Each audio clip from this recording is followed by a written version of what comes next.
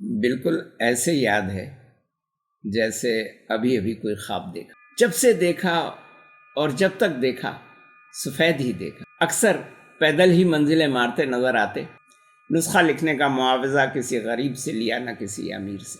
ماہر نباز تھے۔ ان مہنگے ڈاکٹروں کم بختوں کو سوچنا چاہیے۔ ویڈیو آگے دیکھنے سے پہلے چینل کو سبسکرائب کریں اور بیل آئیکن پر کلک کریں۔ بالکل ایسے یاد ہے جیسے ابھی ابھی کوئی خواب دیکھا۔ لیاقت آباد کی گلیوں میں ایک بزرگ دیکھے جاتے تھے، لمبا قد، کریم کلر کی شیروانی، سفید رنگ کا پاجامہ، سیاہ رنگ کی جناح کیپ یا رامپوری ٹوپی، مگر ان کی لمبی داڑھی یا موٹی تازی گھنی مونچھوں کو یاد نہیں پڑتا کہ کبھی سیاہ دیکھا ہو۔ جب سے دیکھا اور جب تک دیکھا سفید ہی دیکھا۔ ان کی بغل میں ہر وقت کتابوں اور اخبارات کا ایک پلندہ دبا رہتا، اکثر پیدل ہی منزلیں مارتے نظر آتے۔ کوئی بھی آشنا یا نا آشنا، بچہ، بوڑھا، خاتون یا مرد نظر آ جاتا تو ان کا بایاں دست شفقت اپنے سینے پر آ جاتا، سر قدرے خم کرتے، نظریں جھکا لیتے، دایاں ہاتھ اٹھا لیتے، اسے پیشانی تک لے جاتے اور اپنی منکسرانہ آواز میں اور خود کلامی کے سے انداز میں مسلسل بولتے چلے جاتے، جیو جیو، جیتے رہو، جیتے رہیے، 1000 برس تک جیتے رہیے، بلکہ 100,000 برس تک، بھیا میرا، بچہ میرا، بہن میری، بہنی میری، جیو جیو، خوب جیو، خوب جیو، خوب جیو۔ لوگ ان کا یہ ورد مسلسل سنتے رہتے اور مسکراتے رہتے۔ ان بزرگ کا نام حکیم سعید اشرف تھا۔ 100 سال سے کئی سال اوپر ہو کر انتقال فرمایا۔ جب تک جیے نہایت خوش مزاج، ہنس مکھ، شفیق اور ہر ایک کے لیے دعا گو ہی رہے۔ فقط دعا ہی نہیں، وہ تو دوا بھی دیا کرتے تھے، دیا نہیں کرتے تھے بلکہ لکھ دیا کرتے تھے بلا معاوضہ۔ نسخہ لکھنے کا معاوضہ کسی غریب سے لیا نہ کسی امیر سے۔ بڑے بڑے موذی بلکہ مہلک امراض کے مریضوں کو ان کے لکھے ہوئے نسخے کی ایک ہی خوراک سے شفا یاب ہوتے دیکھا۔ ماہر نباز تھے۔ ان مہنگے ڈاکٹروں کم بختوں کو سوچنا چاہیے کہ نبض کا تعلق براہ راست حرکت قلب سے ہے۔ آخر وہ کون سی ایسی حرکت ہے جو بغیر کسی لیبارٹری ٹیسٹ، الٹرا ساؤنڈ، ای سی جی، اینڈوسکوپی وغیرہ وغیرہ اور بغیر چیر پھاڑ اندر کا حال باہر عیاں کر دیتی ہے۔ نبض کے ذریعے سے مرض کی تشخیص اور دواؤں کے انتخاب پر انہیں ایسا عبور حاصل تھا کہ ایک ہاتھ نبض پر چل رہا ہے اور دوسرا قلم و قرطاس پر تیزی سے نسخہ لکھا جا رہا ہے۔ بس اب نسخہ لے کر چل دیجئے، آپ کی شفا ہی نہیں، مالی فلاح اور بقا بھی اسی میں ہے۔ دوائیں استعمال کرتے رہیے، مکمل صحت یابی کے بعد اگر آنا چاہیں تو حکیم صاحب کو سلام کرنے اور ان کا وہ طویل جواب سننے کے لیے آ جائیے، ورنہ اگر دوسرے دن کسی معمولی فرق سے آگاہ کرنے آ پہنچے تو نسخے کی شامت آ جائے گی، سارے کا سارا یکسر تبدیل ہو جائے گا، پر یہ نسخہ تاثیر میں پہلے سے بھی تیز رفتار ہوگا۔ مزاج شناس مریض ان سے بس ایک ہی بار حتمی نسخہ لکھوا لیتے تھے، بار بار والے بھی فائدے میں رہتے تھے، مگر ان کے ساتھ ساتھ عطاروں اور دوا فروشوں کو بھی پہلے سے بڑھ کر فائدہ ہو جاتا تھا۔ حکیم صاحب سے البتہ فائدہ کسی حکومت نے اٹھایا نہ کسی ادارے نے۔ زمانے کی ناقدریاں دیکھیے گا۔ حکیم صاحب کے متعلق سنا کہ تحریک خلافت کے بڑے سرگرم رہنما تھے اور علامہ مشرقی کی خاکسار تحریک کے بیلچہ بردار بھی تھے۔ حکیم صاحب کو دیکھا کہ مشرق وسطیٰ کی تاریخ، تہذیب اور سیاست پر ان جیسی دسترس رکھنے والا شاید ہی کوئی دوسرا ہو۔ ایک ذرا چھیڑیے پھر دیکھیے کیا ہوتا ہے۔ تحریک خلافت کے دنوں میں انگریز CID حکیم صاحب کے پیچھے پڑی رہی۔ جب خود مصطفیٰ کمال پاشا کے ہاتھوں خلافت عثمانیہ کا خاتمہ ہو گیا اور تحریک خلافت کی تمام مساعی بے معنی ہو کر رہ گئیں تو حکیم صاحب کے ذہن پر برا اثر پڑا۔ اس مالی خولیہ میں مبتلا ہو گئے کہ انگریز ان کو سلو پوائزن دے کر مار ڈالنا چاہتا ہے۔ یہ سلو پوائزن کبھی ان کو اپنی ہی چائے کی پیالی میں محسوس ہونے لگتا اور کبھی کسی کے گھر دعوت میں۔ جس وقت یہ کیفیت طاری ہوتی اپنے آپ میں نہ رہتا، انگریزوں سے شدید نفرت کا اظہار شروع کر دیتے، خلافت عثمانیہ کے خاتمے کا سبب بننے والے تمام عالمی رہنماؤں کا کچا چٹھا کھولنے لگتے، سازشی یہودیوں اور ان کے ایجنٹوں اور ان کے اعلی کاروں کی کہانیاں سناتے رہتے۔ کہانیاں سناتے سناتے حکیم صاحب اپنی فطرت، اپنے مزاج، اپنی شرافت اور اپنی حیا کے برعکس حاضرین محفل کا لحاظ کیے بغیر ان تمام طاقتوں کو ننگی ننگی گالیاں دینے لگتے جنہوں نے مسلمانوں کے پرامن اقتدار کا خاتمہ بھی کر دیا اور پوری دنیا کو ایک نئی تباہی کے جہنم میں بھی جھونک دیا۔ ایسے مواقع پر حکیم صاحب کو قابو میں کرنا اور انہیں معمول کی حالت پر واپس لانا بہت دشوار ہو جاتا۔ ہم تو سمجھتے ہیں کہ یہی مالی خولیہ انگریز کا دیا ہوا سلو پوائزن تھا جو آخری عمر تک ان پر مؤثر رہا۔ حکیم سعید اشرف صاحب نہ جانے کتنی زبانیں جانتے تھے۔ ان سے سنی جانے والی 7 زبانیں چونکہ ہم خود گن چکے ہیں، چنانچہ بے خوف تردید انہیں کم از کم 7 زبان تو کہا ہی جا سکتا تھا۔ عربی، فارسی، ترکی، انگریزی، فرانسیسی، سنسکرت اور اردو۔ بڑے عمدہ مترجم تھے۔ اپنے عزیزوں کی وجہ سے گھومتے تو لیاقت آباد کی گلیوں میں نظر آتے، مگر ان کا قیام اس وقت کی بندر روڈ اور آج جو M.A. جناح روڈ کہلاتی ہے، تو M.A. جناح روڈ پر سعید منزل کے قریب واقع مولانا ظفر احمد انصاری کے گھر میں ان کا قیام تھا۔ مولانا ظفر احمد انصاری ان کے شاگرد رہ چکے تھے۔ حکیم سعید اشرف صاحب کے کمرے میں فرش پر بس ایک قد آدم لمبائی ضرب چوڑائی میں لیٹنے کی جگہ خالی تھی، باقی فرش سے عرش تک کتابوں، رسالوں اور اخباروں کا ایک انبار لدا ہوا تھا۔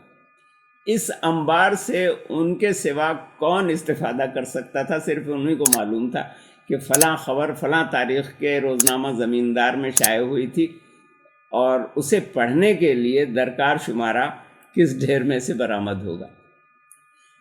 ہمیں ان کا سب سے پہلا قصہ جو یاد ہے وہ ہمارے بچپن کا ہے۔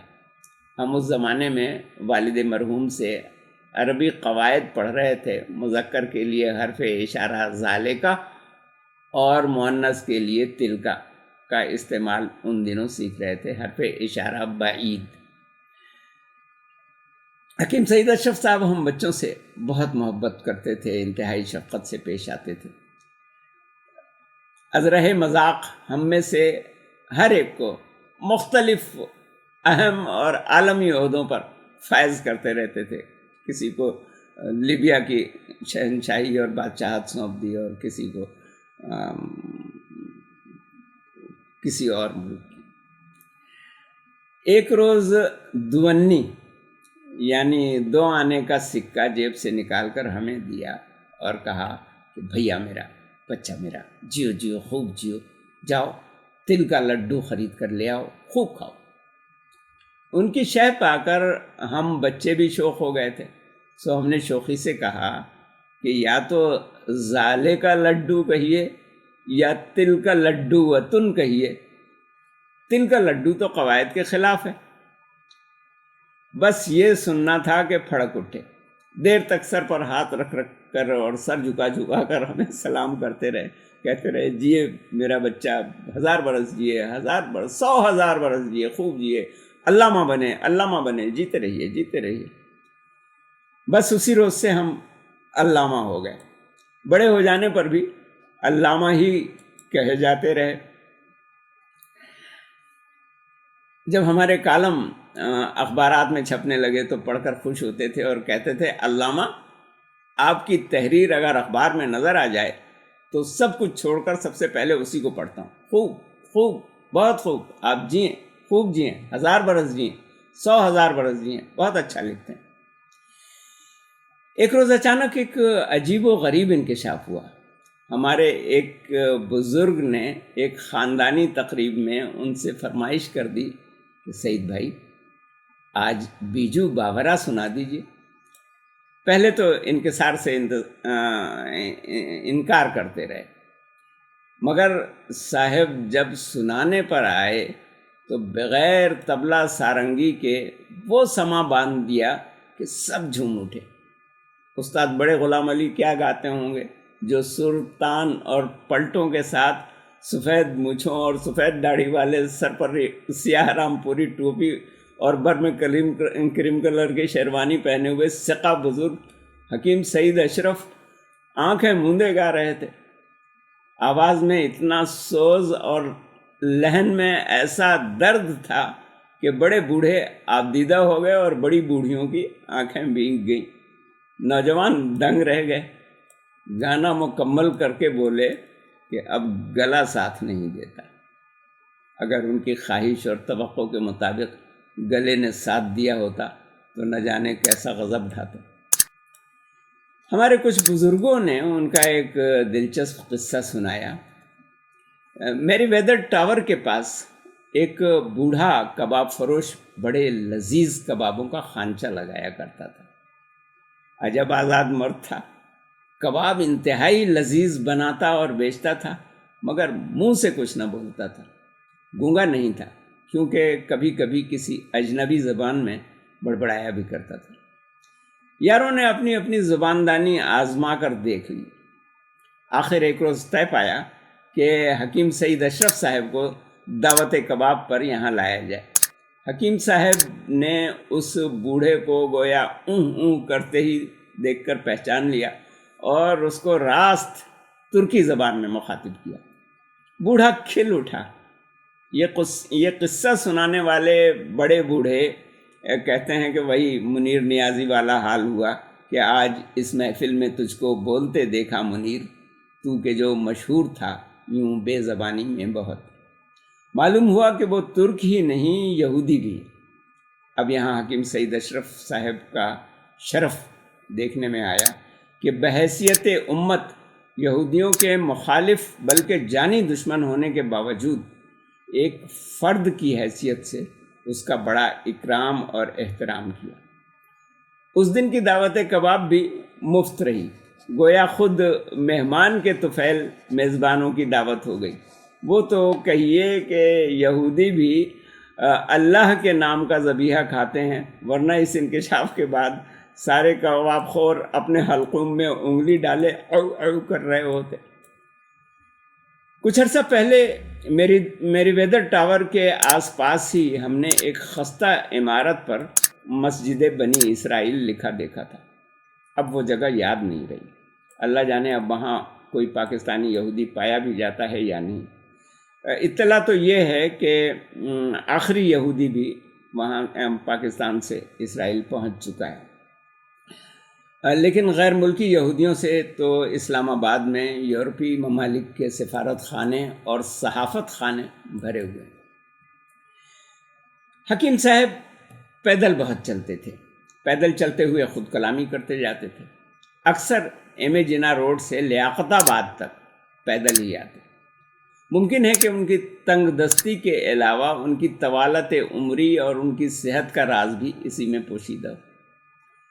جمعہ کا دن تھا. کسی تقریب سے تمام اعزاء شاہ محی الحق فاروقی صاحب جو مشہور مزاح نگار تھے ان کے پاپوش نگر ناظم آباد والے گھر میں جمع تھے. جمعہ کی پہلی اذان ہوئی تو تھوڑی دیر بعد ہی سب لوگ اٹھ کھڑے ہوئے کیونکہ مسجد ذرا فاصلے پر تھی. اتنے میں گھر کے اندر سے کسی نے فاروقی صاحب کے بڑے صاحبزادے کو آواز دے کر کہا کہ فوراً بازار سے فلاں چیز لا کر دے جاؤ۔ وقت کم تھا، انہوں نے گاڑی نکال لی تاکہ جلد از جلد واپس آ سکیں۔ حکیم سعید اشرف صاحب نے انہیں گاڑی نکالتے دیکھا تو خود کلامی شروع ہو گئی۔ ارے کیا ہم مسجد تک موٹر میں بیٹھ کر جائیں گے؟ اللہ تعالیٰ کیا کہیں گے؟ کہیں گے آپ لوگ ہمارے دربار تک موٹر میں بیٹھ کر آئے ہیں، پیدل نہیں آئے؟ پھر ہم کیا جواب دیں گے؟ ہم کہیں گے یا اللہ آپ ہی نے تو ہمیں موٹر دی تھی، پھر ہم کاہے کو پیدل آتے؟ ہم موٹر میں بیٹھ کر اس لیے آئے ہیں کہ آپ کی ناشکری نہ ہو۔ مجبوراً انہیں بازار جانا ملتوی کر کے سب کو موٹر میں بٹھا کر اللہ تعالیٰ کے دربار تک پہنچانا پڑا۔ تو یہ تھا حکیم سعید اشرف صاحب کا قصہ، اور وہ باتیں جو اس وقت ابھی فوراً یاد آئیں۔